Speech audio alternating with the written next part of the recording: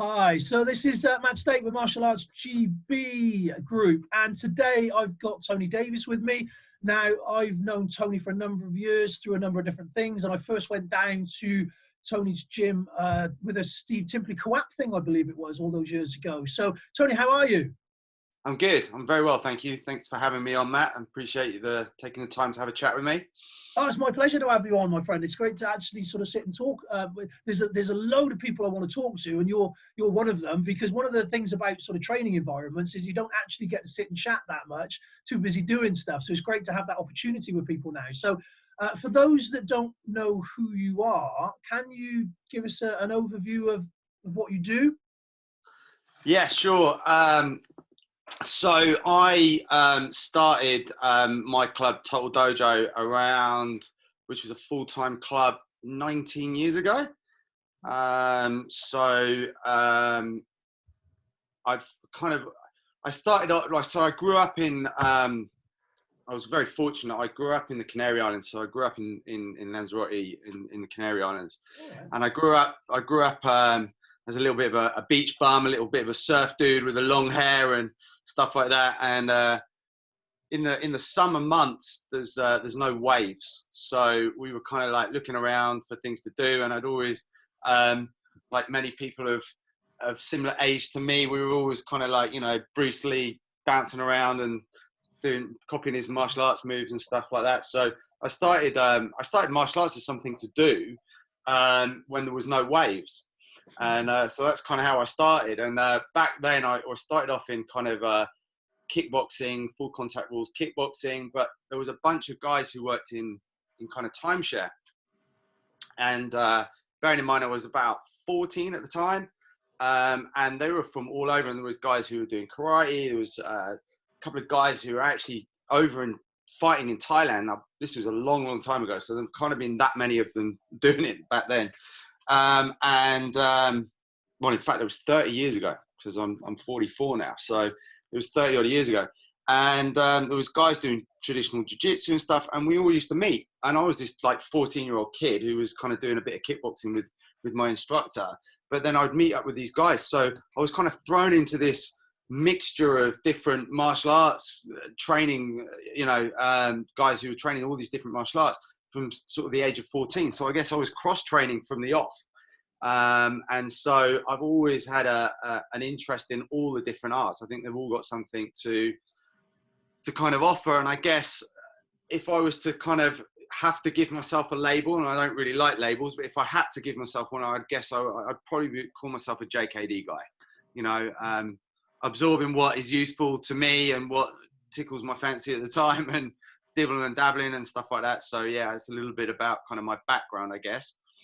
Right. So in all fairness, my understanding of JKD is essentially cross training. I mean, that's in a nutshell. So, interestingly, then my first question on that, it leads me, if you're into the surfing or was into the surfing and that lifestyle and everything like that, did some of the martial arts kind of element, was that kind of a that adrenaline junkie kind of deal? Did you compete for that reason? Do you know what?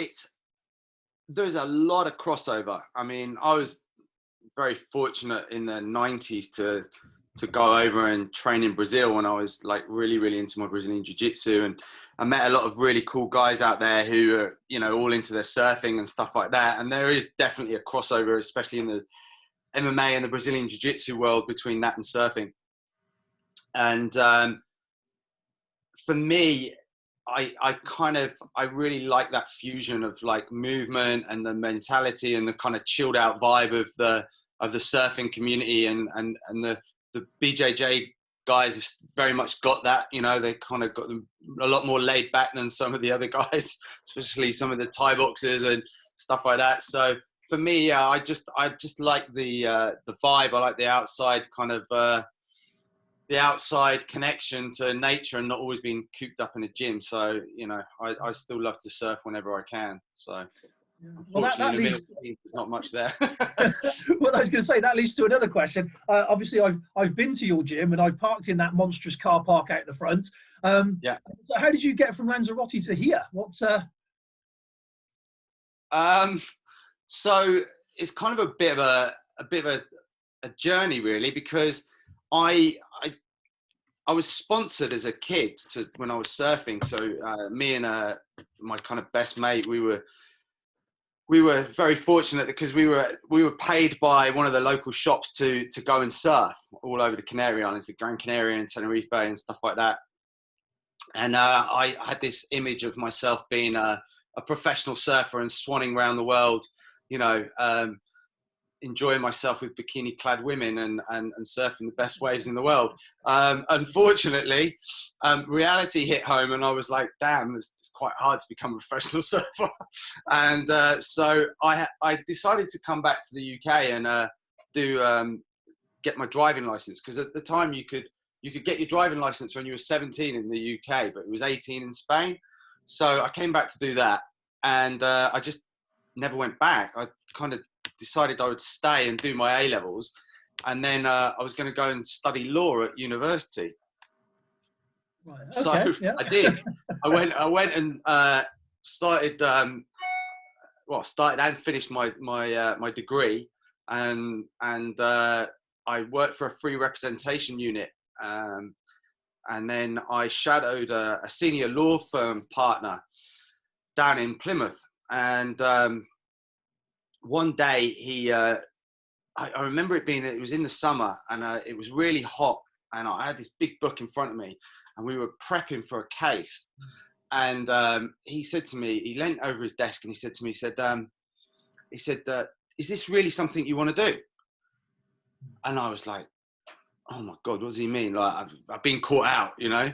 And I was like, yeah, of course. And he went, "Let me tell you a story." He says, "You see my car outside, yeah?" And I think it was a Jag. And he said, and I was like, "Yeah." And he goes, "Well, I drive from my very nice house in the morning, my very nice car, to this office. And I spend all day in here, as you know. And then I get back in that very nice car, and I drive back to my very nice house, and I see my wife and my kid for an hour, and then my kid goes to bed, and then I prep for work, and then I do the whole thing again." And he said, "I get 2 weeks a year in Italy." He said, "I don't get to spend my money, and I wouldn't do it again. So let me ask you again." He said, "Do you want this?" And I got up, and I put my hand across the desk, and I shook his hand, and I said, "Thank you very much." And I walked back out that office, and I rang Pickford's, and I arranged them to pick everything up, and I moved back to Lanzarote the next day, and I gave everything up. Right. And I was just like, I've always had this thing. I wanted to follow my dream, but I didn't know what it was.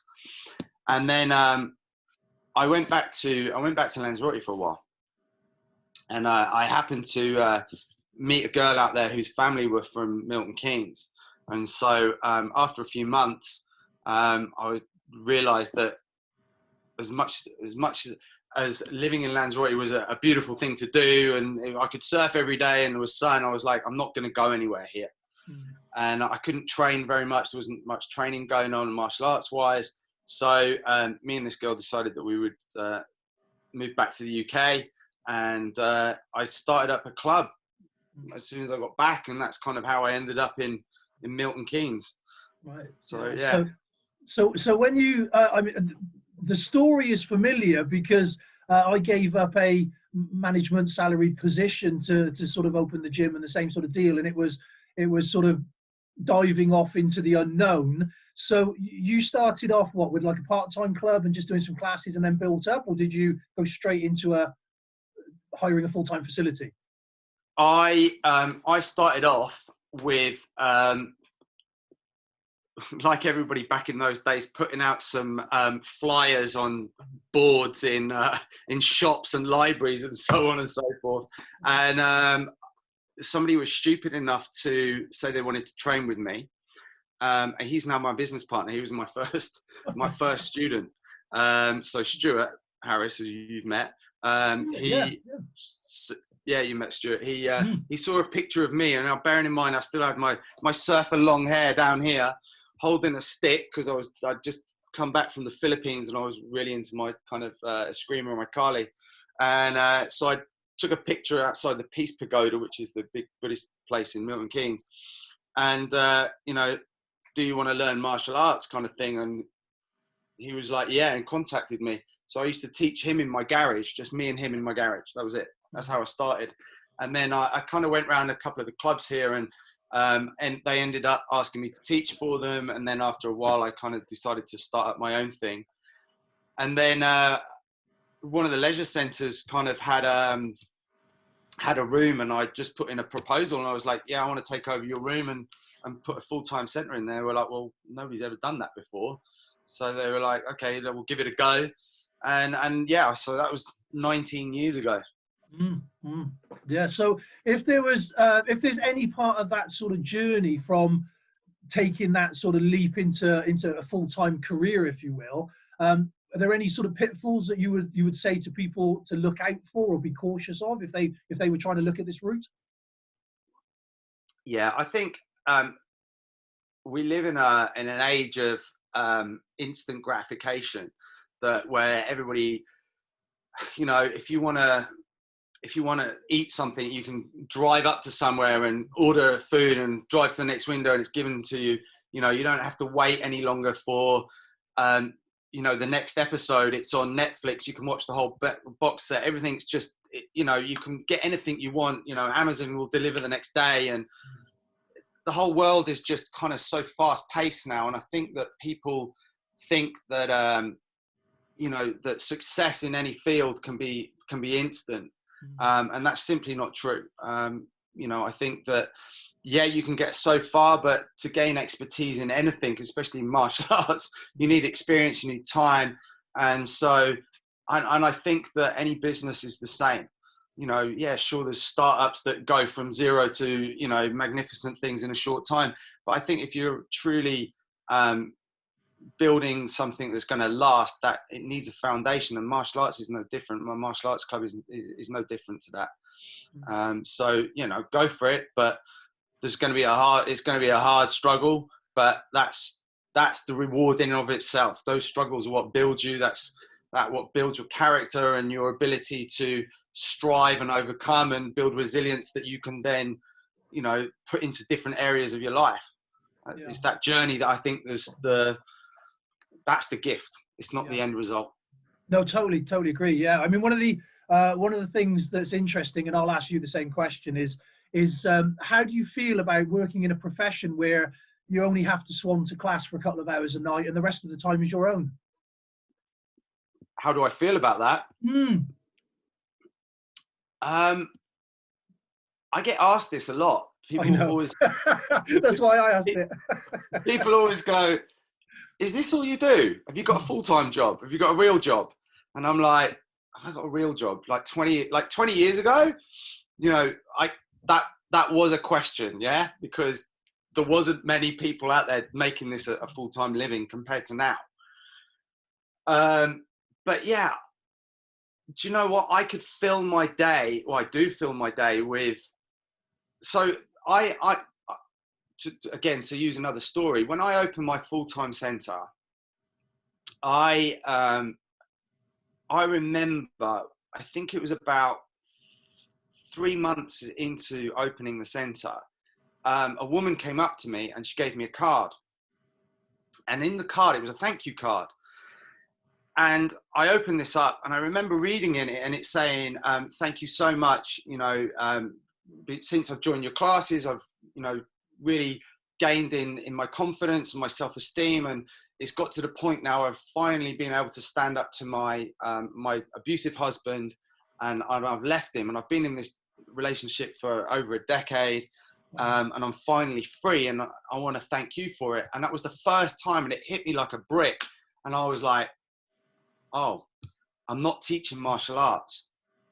I thought as a 20-year-old kid, it was all about punching and kicking and, all this stuff. And that's what I love to do. And I didn't realize up until then, actually, I had,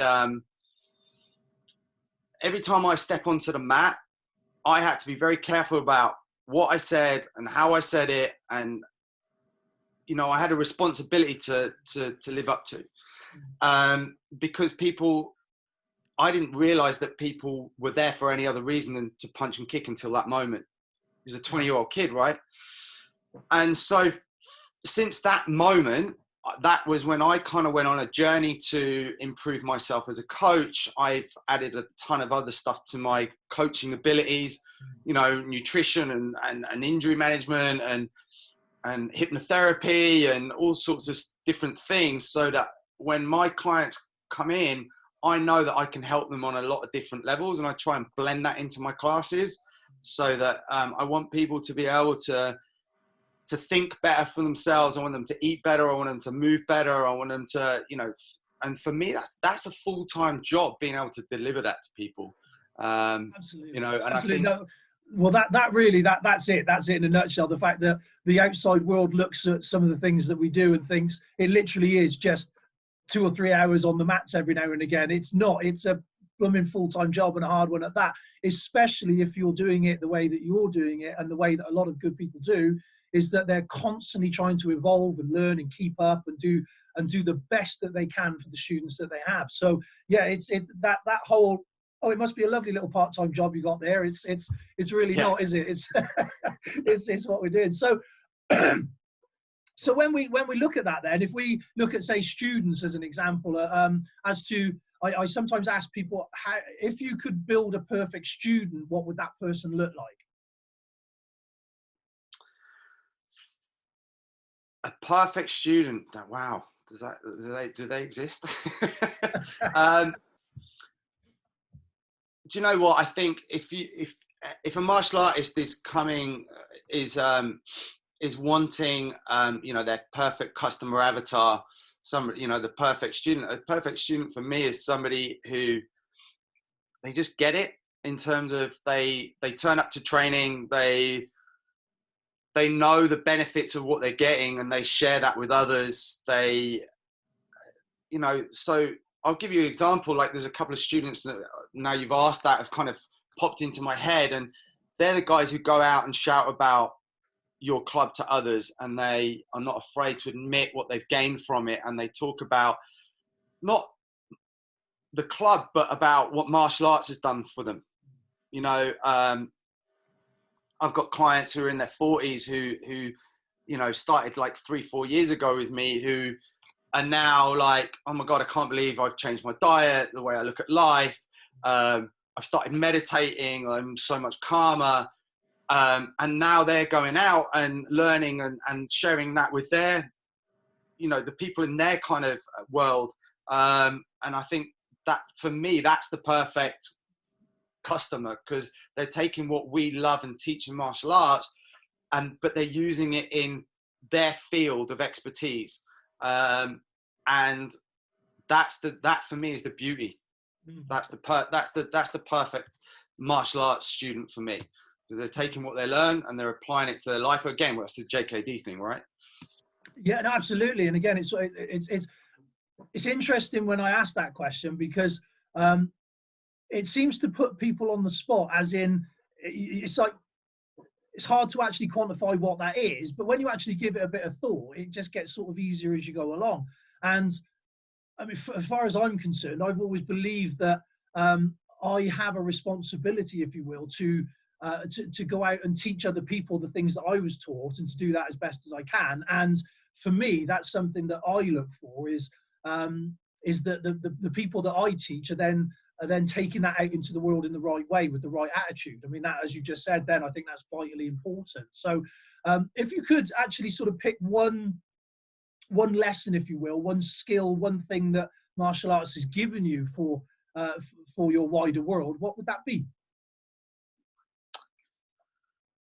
I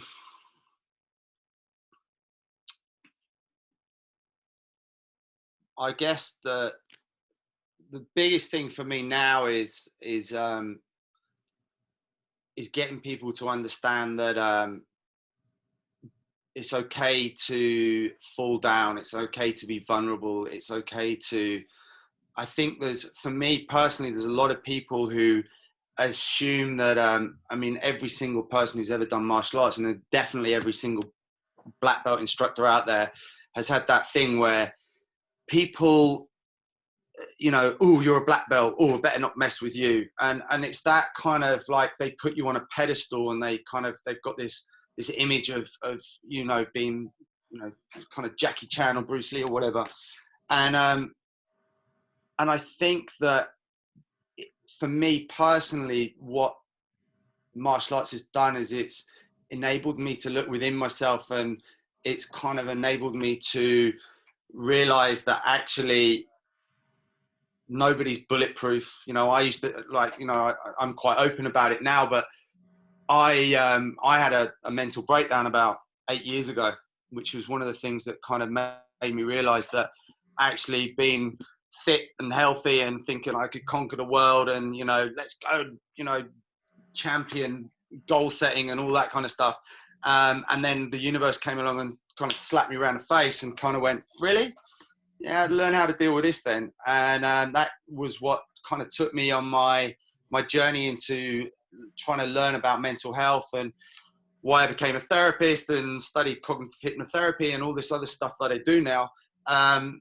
Because I realized that what we do as martial arts instructors isn't the percentage of people that we teach who are going to need to protect themselves from somebody throwing a punch or something is 0.001%, I would imagine. I mean, I've got a massive school, and I can probably say after 20 years of running it that there's maybe 4 or 5 people that have ever needed to defend themselves. It's slightly different with the guys who are working frontline, bouncers and whatever. But, just general populace, very, very few.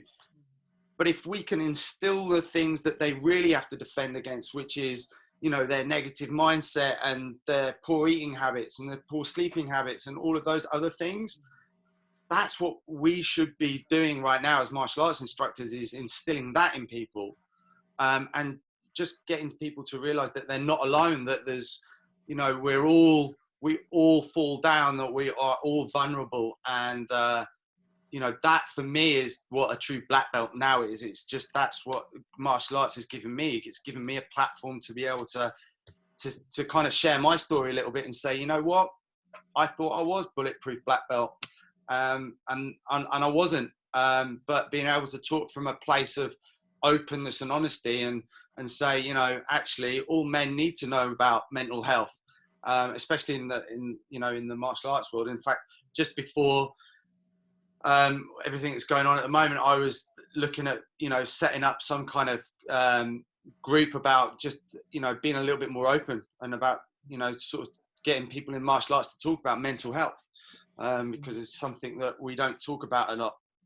No, it's a very real thing. I mean, for those that don't know, my father committed suicide when I was a teenager, and he was a big, burly, beer drinking, street fighting guy, and was renowned as such. But what that meant was that at no point could he ever admit any kind of emotional issue or problem or anything like that. And I do think that led very much to the actions that he took, because there was no way of actually getting that out of him, And I think realistically, if you could throw an accusation at the martial arts, sometimes it could actually be that machismo kind of, you're supposed to be super strong and deal with everything kind of vibe, actually can be detrimental to being honest and healthy about the subject, isn't it? So I think you're absolutely right with regards to people need to be open and discuss it a lot more. So did you think that when you went through that maybe some of that burden did come back to martial arts because you couldn't show vulnerability?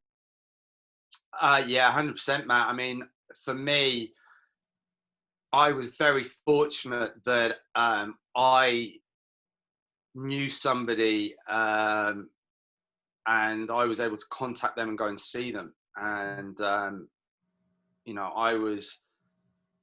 I spent the day with them, and I was just like, it was an amazing transformation. And I was like, wow, I need to be able to do this for people. But the odd thing is that there was still that stigma of, like, I didn't want the world to know that I'd been vulnerable, that I was weak. And I thought, my God, if my students know that, I'd had a breakdown and that I'm weak, that they're gonna, leave in their droves, and they're not gonna think the same about me, and all this kind of stuff. And it actually took me about it took me about 1.5 to 2 years to kind of actually even talk about it, to be able to stand up in front of people and say, do you know what? Yeah, I've been to some real dark places. And the ability to come back from that is possible. But actually trying to hide from the fact was actually just as stressful as being in there almost. Yeah, yeah. And were you running your classes at that point? Never missed a beat. Right. You know, I would go and teach a class, put that poker face on, put the mask on, you know, teach a great class. It was like, yeah, wonderful, blah, blah. And then as soon as those doors shut, you know, I was in a very bad place. Yeah. But being able to, when I made the decision to kind of share my story a little bit and just to go, you know what? Yeah, I've been there. The amount of people that actually went, oh my God, thank God somebody like you has come forward and said that they've been through the same. And do you know what? I've been there, and this part, and it just, when you drop that facade, when you drop that kind of mask, you know, you take the mask off that you use, that martial artists use all the time. And you just connect with somebody on a much more open and vulnerable kind of face, you know, front. You just get more results because people are just like, wow, okay, cool. It's okay to feel shit then, yeah, it is. You know what? I'm not.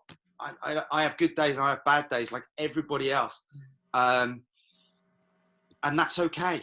You know, it's okay, and it's all right to share that too. Yeah. No, again, I think it's great that you're saying these things and having this conversation, because it's definitely something that isn't heard enough. And one of the things that I find interesting about the vast majority of martial arts people out there is that we all started because of our own personal vulnerabilities. We all started martial arts because we were vulnerable in some way. And yeah, some people want fitness, some people want good health, some people want this, that, and the other. But that's wrapped up in the whole vulnerability thing, because that's why we've gravitated to where we've gravitated. And so to pretend that doesn't exist within us is kind of daft, really.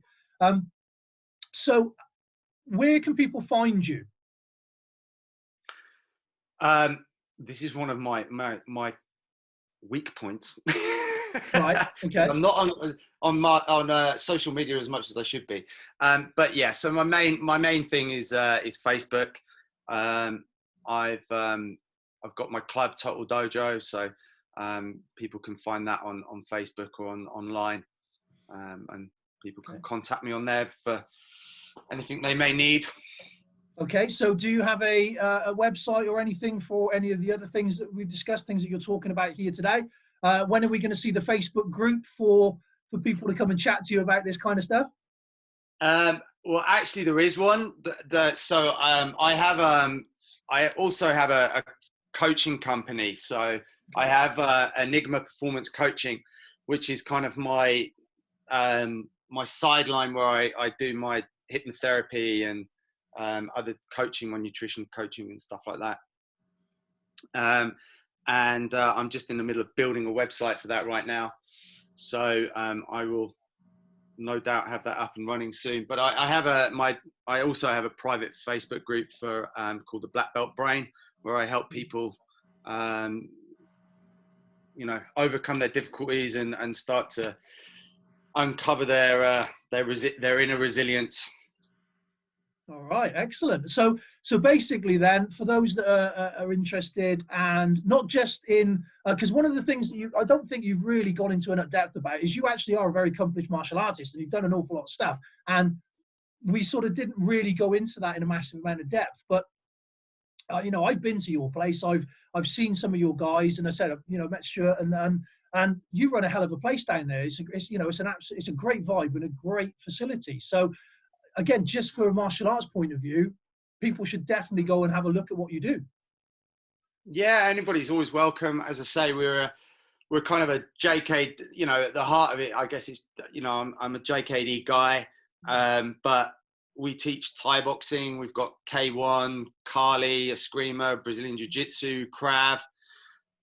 We teach Savat, Panantukan. So there's always plenty of stuff going on. Yeah, and some of that is quite eclectic as well, isn't it? There's a lot of things that you've just said there that aren't necessarily the norm. You won't find those, you know, all over in your local leisure centre kind of deal. No. I, you know, like I said before, I've never been one to talk down another martial art. I think everything has value. There's lessons in anything and everything. You know, I just love meeting people who are experts in their field. It doesn't matter what it is. It doesn't even have to be martial arts. You know, you could be a world-class ice skater or something. I'm going to have a ton of questions for you because I know that I'm going to be able to learn from you, and I'm going to learn something, glean something that I'm going to be able to pass on to others. So for me, anybody who's mastered anything has a depth of knowledge that can be kind of, you know, dug into and golden nuggets found. So yeah, for me, all arts are equal in terms of their worth. No, absolutely, and it's again, that's one of the things that we're hoping to achieve with these kind of chats is basically to show that the different styles and the different arts and the different approaches and all of that, because they all have relevance and they all have meaning, and there is no better, worse. There's just different. Yeah, 100%. And I saw you had Jamie on. Yes. Yeah, I love Jamie, man. He's one of the few guys out there who's like, you know, he's real good at like the critical thinking side of things, and I have some really good chats with him. He's a good guy. He knows how to sort through the BS. Oh, absolutely. Again, it's great, you know, and that's, as I say, it's one of the reasons for doing this is that we get to talk to people like Jamie and yourself and stuff, so that we can actually, you know, bring this to the fore and actually have those conversations. So it's great to be able to do so. So we're pretty much out of time, my friend, and so I'm going to have to sort of wrap this up. But it's been an absolute pleasure speaking to you, and thank you ever so much for coming on and being a part of this. Thank you very much. I appreciate your time, Matt. Thank you. Bye-bye.